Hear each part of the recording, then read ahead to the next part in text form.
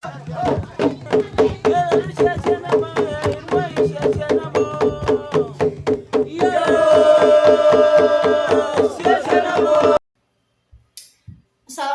warahmatullahi wabarakatuh. Kali ini saya akan menyampaikan tugas saya berkenaan dengan koneksi antar materi pada materi tentang kebijakan, nilai-nilai kebajikan dalam pengambilan keputusan, yang itu beberapa catatan yang berisikan tentang bagaimana berpikir agar sesuai dengan paradigma berpikir, kemudian 3 prinsip dalam pengambilan keputusan, dari yang lainnya adalah 9 kebijakan yang diambil untuk mengambil sebuah keputusan. Beberapa pertanyaan ataupun panduan pertanyaan yang akan saya bacakan ini sebagai bantuan untuk saya menyampaikan betapa materi yang saya dapatkan ini sangat luar biasa. Jadi teman-teman, pada materi 3.1 yaitu tentang pengambilan keputusan yang didasari biasanya terdapat banyak sekali dilema etika. Yang pertama, bagaimana filosofi Ki Hajar Dewantara dengan Pratap Pitaloka memiliki kaitan dengan penerapan pengambilan keputusan sebagai seorang pemimpin. Pada pembelajaran di modul 1.1 sebelumnya tentang filosofi pembelajaran Ki Hajar Dewantara, saya mendapatkan ilmu bahwa Ki Hajar Dewantara mengajarkan bahwa seorang pendidik itu harus menuntun.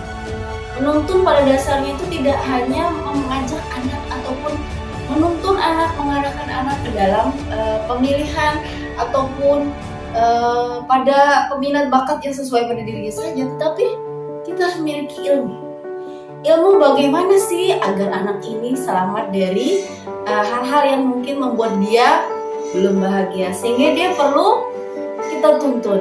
Kita tidak sembarang menuntun, kita perlu banyak ilmu dalam menerapkan. Itulah kenapa pembelajaran filosofi Ki Hajar Dewantara sangat luar biasa dari pandangan sebagai pendidik, karena memang Ki Hajar Dewantara adalah seorang pelopor pendidikan. Dan nilai-nilai yang tertanam dalam diri kita berpengaruh kepada prinsip-prinsip yang kita ambil dalam pengambilan suatu keputusan, ya. Terutama nilai kebajikan yang ada di diri kita. Kita sebagai pendidik harus memiliki sebuah karakter baik. Itu sudah menjadi sebuah tanda kutip yang harus dimiliki oleh seorang nilai-nilai kebaikan. Dengan kita memiliki nilai kebaikan, harapannya ketika pengambilan keputusan kita memperhatikan nilai-nilai yang akan menjadi dasar dari pengambilan keputusan tersebut.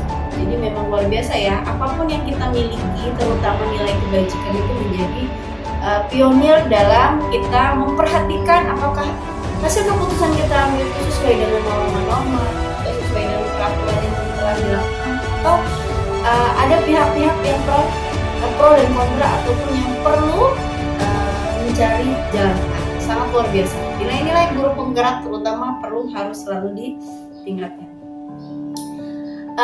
Dalam materi pengambilan keputusan yang berkaitan dengan kegiatan coaching atau bimbingan yang diberikan pendamping atau fasilitator dalam perjalanan proses pembelajaran kita, terutama dalam pengujian pengambilan keputusan yang telah kita ambil. Apakah pengambilan keputusan tersebut telah efektif? Masihkah ada pertanyaan-pertanyaan dalam diri kita atas pengambilan keputusan tersebut?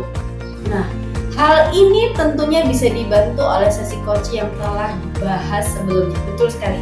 Jadi, selama pembelajaran di modul 3.1 ini, saya sangat terbantu dengan rekan-rekan yang luar biasa, teman-teman dari sekolah-sekolah yang luar biasa, yang lebih lama mungkin ya waktu mengajarnya, jadi pengalamannya lebih banyak teman-teman. Jadi mereka begitu banyak pengalaman berkaitan dengan bagaimana cara pengambilan keputusan. Ketika saya pribadi dan rekan-rekan dalam satu tim saya melakukan elaborasi pemahaman bersama fasilitator, kemudian ketika demonstrasi kontekstual, dan juga yang paling penting adalah ketika jadwal untuk kami saling berdiskusi pada jadwal video konferensi melalui Gmeet, saya begitu terbuka bahwa coaching itu luar biasa ya, bisa membantu kita dalam, oh iya, kita punya rencana, tapi itu masih tertumpuk dan tidak tervisualisasikan, tapi hanya gambaran kayak mana, mau seperti apa, itu belum bisa tertuang dalam rencana-rencana. Dengan adanya bimbingan coaching tadi melalui berbagai tadi latihan coaching, kemudian dengan saling berinteraksi dengan rekan sejawat, terutama yang ada dalam program didikan guru penggerak ini, rekan-rekan yang guru hebat ini, mereka menunjukkan bahwa dalam coaching itu perlu keahlian lebih, jadi perlu banyaknya latihan coaching sehingga pengaruhnya dalam pengambilan keputusan kita lebih bijak dan lebih terencana. Itu yang paling penting. Bagaimana kemampuan guru dalam mengelola dan menyadari aspek sosial emosional akan berpengaruh terhadap pengambilan suatu keputusan masalah dilema. Nah, jadi begini para ibu guru dan rekan sekalian, dari pengalaman yang saya dapatkan, ketika proses pembelajaran, guru harus mempunyai seperti kompetensi dalam pengambilan keputusan. Bagaimana ketika kita membuat jenis pengambilan keputusan yang berpihak kepada anak. Apakah ketika kita mengajar anak dengan tipe seperti ini, apakah anak ini akan tertarik? Apakah anak yang sebelah sini akan mendominasi? Jadi dari semua proses pembelajaran yang kita lakukan itu butuh pengambilan keputusan yang tepat dengan cara kita tahu dulu kebutuhan anak, kita tahu dulu latar belakang bahwa anak ini butuh pembelajaran seperti apa sih, kegiatan main yang apa yang menyenangkan dan sangat bisa berkesan untuk dirinya, itu kita butuh konsentrasi, butuh belajar, butuh menganalisis, dan butuh yang paling penting adalah pengambilan keputusan yang berpihak kepada murid dan sesuai dengan nilai-nilai. Nah, itu kenapa guru sangat penting harus belajar agar memiliki pengalaman lebih dalam terutama pengambilan keputusan di kelas. Pada pembahasan studi kasus yang fokus pada masalah moral, etika, kembali kepada nilai-nilai yang diambil seorang pendidik. Nah, ketika saya mendapati di modul ini, sangat banyak studi kasus dari namanya Ibu Dwi, kemudian ada Pak Seto, gitu ya, yang mereka semuanya berposisi pada dilema etika, kemudian proses pemikiran yang jangka pendek, jangka panjang, paradigma yang apakah ini berdampak untuk peraturan ataukah perlu adanya uji ilegal dalam 9 prinsip pengambilan keputusan. Itu semuanya perlu dipelajari. Jadi ketika pembahasan studi kasus ini, nilai-nilai seorang pendidik itu dipertanyakan kembali. Karena apakah benar kita mengambil keputusan ini sudah sesuai? Ataukah pengambilan keputusan ini hanya berpihak kepada sebagian anak? Kita perlu kita diuji ya dalam hal ini, moral kita sebagai guru, etika, karakter kita sebagai guru, apakah sudah sesuai? Jika kita mengambil keputusan ini, apakah memang keputusan yang kita ambil ini berdiferensiasi, semuanya sesuai kebutuhan, atau hanya sepihak karena egosentris kita semua? Guru sangat diuji dalam hal itu ya, makanya kenapa dilema etika ini sangat sering terjadi pada proses pembelajaran. Pada pengambilan keputusan yang tepat tentunya berdampak pada terjadi lingkungan yang positif, kondusif, aman, dan nyaman. Nah, itu sekarang dengan kita bisa mengambil keputusan yang tepat, harapannya hal yang positif telah kita dapatkan. Dari apa? Dari pengambilan keputusan yang disesuaikan dengan prioritas utama. Bagaimana, apakah dia sesuai dengan uji ilegal, apakah dia berdampak pada masyarakat sekitar, ataukah paradigma yang digunakan sudah tepat, kemudian apakah perlu dipublikasi dan uji publikasi, atau idola apa, idola itu siapa yang dijadi idolakan untuk mengambil keputusan ini. Jadi nilai-nilai itu sangat harus selalu tertanam oleh seorang pendidik, terutama. Kemudian apakah tantangan di lingkungan Anda untuk belajar untuk mengambil keputusan? terhadap kasus-kasus dilema etika ini, adakah kaitannya dengan paradigma di lingkungan Anda? Jujur kalau dari saya pribadi, ketika pengambilan keputusan yang berhubungan dengan sekolah, karena saya kebetulan di TK, jadi kasus-kasus yang terjadi pada anak didik saya itu saya telaah kembali, apakah itu benar dari anak didik itu, ataukah itu dari rumahnya, ataukah dari saya sendiri saat ketika mengajar itu mungkin tidak menarik atau kurang menyenangkan bagi anak, itu saya perlu telaah kembali. Jadi ketika kaitannya dengan perubahan paradigma di lingkungan saya, alhamdulillah lingkungan tempat saya mengajar, semua karyawan baik tenaga pendidik maupun guru maupun semua warga sekolah, semuanya dalam koridor yang alhamdulillah semuanya lebih mendekatkan kepada agama, lebih mendekatkan kepada kebaikan. Jadi ketika paradigma yang diharapkan ini sudah ada di tempat kami, jadi pemikiran kami insya Allah sudah berupaya untuk lebih positif lagi, karena memang budaya kami, budaya lingkungan kami itu sudah menyesuaikan dengan lingkungan, budaya sopan, santun, budaya ramah, budaya Quran, sholat. Jadi wudu, sholat, bicara baik itu sudah menjadi hal biasa di sekolah kami. Jadi untuk meningkatkan ataupun disesuaikan dengan paradigma yang terjadi di lingkungan, insya Allah semuanya berkesinambungan dan insya Allah itu semuanya positif.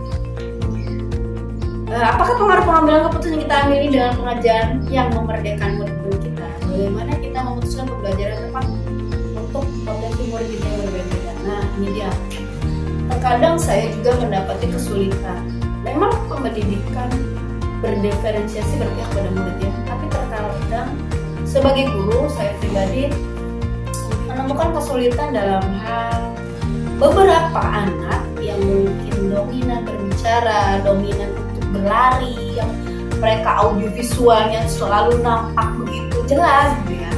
Itu kadang menutupi anak-anak yang fasik, yang dia mungkin kurang banyak berbicara, kurang banyak berinteraksi dengan teman-temannya, tapi ketika tanya jawab secara pribadi tatap muka guru dan misalnya saya secara langsung dengan dia, ataupun ketika kegiatannya itu individual, dia sangat tekun dan hasilnya memuaskan. Berarti memang bisa jadi karakter dia seperti itu, atau memang dia tipe bukan yang orang pro sosial, dia lebih ke ibaratnya bisa mirip-mirip seperti kurang sosialnya, kurang terstimulus dengan baik. Nah, ini kadang saya masih PR di sini.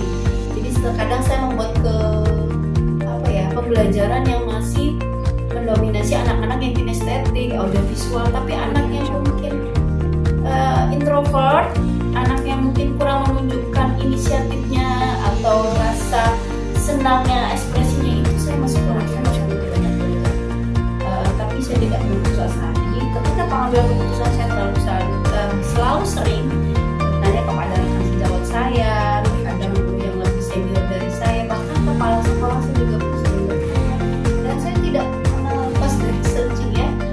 Kebiasaan kita lebih dari itu kita sering membaca-baca buku tentang bagaimana meningkatkan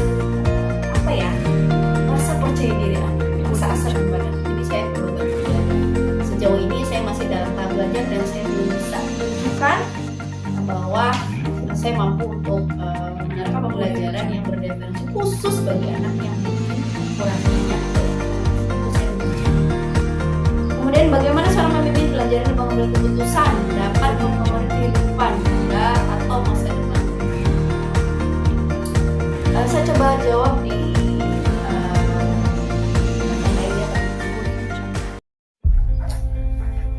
saya lanjutkan tadi bagaimana proses pengambilan keputusan ini berpengaruh kepada masa depan anak-anak didik saya. Terkadang itu menjadi refleksi kembali kepada diri kita ya, bahwa sebenarnya yang menjadi program pembelajaran di kelas maupun di outdoor gitu ya, kemudian disesuaikan dengan misalnya kita menggunakan alat peraga edukatif itu, apakah sudah sesuai, apakah itu berkesan, apakah itu hanya menyenangkan anak-anak sesaat. Itu terkadang guru kami sebagai guru, terutama saya pribadi, saya selalu merefleksi. Ini kegiatan ini bisa berjalan dengan sesuai harapankah? Bisa menjadi rekam jejak anak-anak untuk di masa depankah? Jadi ketika saya mengambil keputusan dalam menyiapkan program pembelajaran itu juga harus konsentrasi ya, harus dibaca lagi, harus melihat siklus pengalaman yang telah lalu, apakah ini bermanfaat untuk anak, apakah ini akan berkesan, dan terutama dalam mengambil keputusan di kelas ketika misalnya ada anak yang tantrum atau ada anak yang berkelahi, ketika kita memberikan arahan, motivasi, kemudian nasihat, dan yang paling penting adalah penghargaan kepada anak yang mereka memang sudah menunjukkan kebaikan-kebaikan, hal-hal positif itu, apakah itu berdampak baik untuk masa depan itu? Saya selalu berusaha untuk melakukan yang terbaik. Jadi apapun yang menjadi keputusan saya harus prioritaskan itu harus berkesan, dan kalau bisa itu menjadi genggaman dia, pedoman dia ketika mereka dewasa. Semoga kesimpulan akhir yang dapat Anda tarik dari berbagai materi ini kan berkaitan dengan modul tentang pengambilan keputusan yang didasari dari yang awal mungkin nilai-nilai kebajikan, nilai berat saya sebagai guru, seperti apa, visi-misi saya sebagai anak, kemudian apakah sesuai dengan filosofi Ki Hajar Dewantara, kemudian apakah bisa dikatakan saya itu termasuk orang guru yang bisa menuntun anak, mengarahkan anak. Kemudian ketika saya melaksanakan semua tugas-tugas pembelajaran di kelas, apakah itu sesuai dengan kerjasama dengan rekan sejawat, apakah ketika saya melakukan coaching itu bermanfaat, atau saya perlu atau tidakkah melakukan coaching dengan rekan sejawat, itu selalu menjadi keterkaitan setiap satu materi. Jadi dari pembelajaran yang berdiferensiasi, kemudian yang berdasarkan pada KSE, itu semua berkesinambungan. Jadi ketika kita mengambil keputusan, kita memperhatikan apakah itu bermanfaat untuk anak, apakah sesuai dengan nilai-nilai kita sebagai guru penggerak atau nilai-nilai kebajikan, dan ketika kita mengambil keputusan dalam membantu anak untuk memperbaiki dirinya, bisa jadi mungkin kekurangan yang terlalu menonjol, kita bantu agar kelebihannya menurun dengan restitusi. Kemudian tidak lupa kita coba untuk meng-coaching. Kalau perlu memang ketika coaching ini lebih kepada banyak rencana yang perlu disiapkan atau tanggung jawab dia terhadap rencana, kita perlu juga konseling. Kenapa? Karena konseling ini kita lebih mendalam tentang perasaan dia, tentang jiwanya. Kemudian setelah itu berjalan dengan baik, mungkin dia akan menyampaikan, wah iya bu, aku mau lebih di dalam tidak aja di dalam coaching. Jadi keterkaitan materi dari modul 1.1, 2, 3, 4, kemudian 2.1 sampai 3.1 ini sangat luar biasa. Kita sebagai guru penggerak tidak bisa yang namanya tidak belajar, harus belajar dan membaca. Kenapa? Makanya kepada guru Yanti, terutama fasilitator saya yang mengambil segalanya, karena selalu mengingatkan tugas dan selalu menagih tugas. Jadi dengan seperti itu saya merasa terpanggil, saya harus belajar. Ini buat masa depan anak-anak. Jadi khawatir ketika saya tidak mempelajari dengan baik. Jadi ketika saya kaitkan dari modul yang satu ke modul yang lain, tidak connect. Ketika saya memperhatikannya, luar biasa adanya fasilitator yang terima kasih banyak selalu mengingatkan tugas-tugas. Itu menjadi modal saya dalam terus bergerak untuk memajukan kesejahteraan anak-anak didik saya. Amin, insyaallah. Sejauh mana pemahaman saya tentang konsep-konsep yang saya pelajari dari modul ini? Dilema etika dan bujukan moral, 4 paradigma, 3 prinsip pengambilan keputusan, dan 9 langkah pengambilan dan pengujian keputusan.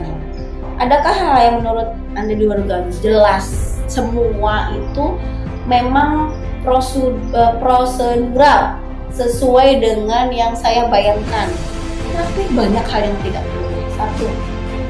Ternyata dilema etika itu ada dalam proses pembelajaran ataupun proses pengambilan keputusan yang didasari dengan kita harus tahu tiga prinsip pengambilan keputusan.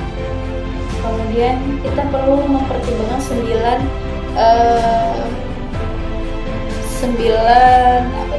langkah pengambilan keputusan. Kemudian kita sesuai dengan paradigma pengambilan keputusan. Apakah itu berdampak jangka pendek, itu bisa jangka panjang, atau kesetiaan melawan kesedihan, atau bisa jadi benar melawan benar. Jadi saya memahami ternyata itu ada teorinya, ternyata itu ada prosedurnya, ternyata pengambilan keputusan itu tidak serta-merta hanya melalui pengalaman, pengetahuan, saling bertanya, berdialog saja, tapi perlu ada langkah-langkah yang lebih konkret. Kata dia, apakah dia jangka pendek, jangka panjang, benar melawan benar, atau bisa dia berbasis peraturan, atau bisa jadi dia itu dalam uji 9 langkah itu perlu diuji ilegalnya seperti apa, uji materi seperti apa, uji publikasi seperti apa, itu semua ada runutan prosedurnya, sehingga pengambilan itu sangat hati-hati ternyata. Jadi saya sangat tidak menduga luar biasa program ataupun proses pengambilan keputusan ini dengan beberapa teori yang sudah saya baca dari buku. Jadi saya semakin mawas diri, ternyata diri saya sejauh mana, ternyata sampai di sini saya baru tahu gitu ya. Selama ini ternyata masih banyak pada diri saya yang saya tahu di bawah saya. Selanjutnya bagaimana dampak mempelajari konsep ini buat Anda? Belum. Sebelum mempelajari modul ini, pernahkah Anda menerapkan pengambilan keputusan sebagai pemimpin dalam suatu situasi moral dilema? Bila pernah, apa bedanya dengan apa yang Anda pelajari? Saya pernah merasakan bahwa saya punya ketidaksesuaian ya, masalah. Jadi antara peraturan dengan emosional saya tidak sesuai. Sedangkan apa yang saya lakukan semua tujuannya untuk kebaikan program yang sudah dibuat, program sekolah yang sudah dibuat. Jadi saya merasakan saya ini perlu mengambil keputusan apakah saya ikut atau saya tidak ikut. Kalau saya ikut, saya akan mengalami ini, dan kalau saya tidak ikut, saya tidak melakukan kode etik saya, kemudian saya tidak melakukan tata tertib sekolah. Tapi itu dampak sosial emosional sangat luar biasa bagi diri saya. Sekali lagi, mungkin saya akan banyak berdoa, ya, jadi benar-benar ya, pembelajaran konsep Jajar Dewantara itu ya, sesuai dengan kebutuhan saya saat itu untuk berdoa, sesuai dengan ajaran agama saya, bahwa saya perlu banyak untuk mempertimbangkan dengan meminta petunjuk dari Allah Subhanahu Wa Taala. Jadi sebelum saya mengambil keputusan, saya minta tolong kepada Sang Pencipta. Jadi ketika saya kembalikan pada Sang Pencipta, juga aku mendapatkan sesuatu yang terang benderang. Makanya ketika ada masalah, sebelum saya memahami materi ini, ya itu yang saya lakukan. Tapi ternyata ketika memahami materi ini, lebih dari itu, tidak hanya berdoa, ternyata ada triknya, ada tipsnya, ada prosedurnya, dan itu semua dibahas dengan sangat terprogram dan membuat saya lebih hati-hati dalam keputusan. Yang terakhir, seberapa penting mempelajari topik modul ini bagi Anda sebagai seorang individu dan Anda sebagai seorang pemimpin? Kalau sebagai individu, masalah ataupun program-program yang menjadi acuan bacaan materi di modul 3.1 ini semuanya sangat saya butuhkan. Karena saya sebagai individu, saya punya keluarga, saya punya anak murid. Secara pribadi saya akan mengambil keputusan yang mungkin khusus di diri saya, maksudnya saya sendiri yang mengambil keputusan tanpa ada masukan dari orang lain. Tapi itu menjadi modal saya untuk punya pengalaman, punya pengetahuan ketika mengambil keputusan. Tapi ketika saya itu sebagai seorang pemimpin pembelajaran, memimpin anak-anak saya di rumah sebagai ibu mereka, memimpin anak didik saya sebagai ibu guru mereka, memimpin rekan-rekan saya sebagai pelopor, mungkin bisa dibilang calon penggerak gitu, karena saya baru menjadi CGM. Kemudian sebagai aku bisa jadi pionir di keluarga saya, modul pembelajaran ini modul tentang pengambilan keputusan ini saya baca dan sangat baik. Saya mengulang lebih dalam, menimbang lagi dan mempelajari lebih dalam lagi, karena seorang pemimpin itu harus mempunyai pengetahuan yang menjadi dia itu supaya menjadi pengalaman terbaik, sehingga ketika pengambilan kebijakan itu ataupun pengambilan keputusan itu, hal itu bermanfaat untuk orang banyak dan tidak merugikan siapa. Walaupun bisa jadi ada beberapa orang yang merugikan, tapi tidak semua, dan itu untuk kebaikan. Jadi terima kasih sekali kepada pendidikan guru penggerak yang banyak inspirasi, ilmu yang paling penting. Saya pernah teringat kata-kata Rocky Gerung ya, walaupun sebetulnya itu tanda kutip, tapi saya menjadi penikmat yang baik. Seorang sarjana itu tidak perlu dituliskan dalam bentuk bisa jadi sertifikat ataupun bahasanya apa ya, ijazah. Tidak dapat ijazah tapi dapat ilmu, itu sudah sesuatu. Kenapa? Kita diberikan Allah ini, dibilang Tuhan ini adalah rezeki yang luar biasa, yaitu otak yang kita punya ini kita manfaatkan dengan baik sehingga menjadi petunjuk kita dalam mengambil keputusan, dalam belajar, dalam berperilaku, dalam berinteraksi setiap hari kepada masyarakat sekitar, itu menjadi lebih bijak. Kita banyak belajar, banyak ilmu, walaupun bisa dapat bonus apa, tapi yang paling penting ilmunya. Kenapa kita dibilang profesor atau dokter? Karena ilmunya. Jadi jangan cuma menjadi gelar, tapi itu menjadi apa ya, makanan. Baik, terima kasih buat rekan-rekan sekalian. Itulah tadi beberapa koneksi materi yang mungkin panjang sekali saya jelaskan, tapi tujuannya saya merefleksi tentang pemahaman materi yang saya dapatkan dari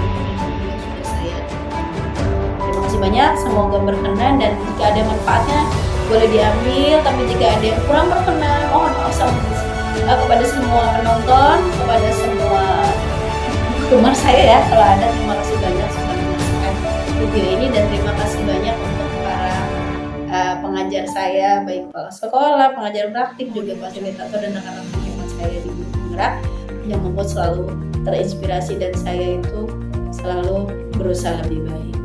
Banyak, saya ingin tutup. Terima kasih. Mohon maaf sekali lagi. Wassalamualaikum warahmatullahi wabarakatuh.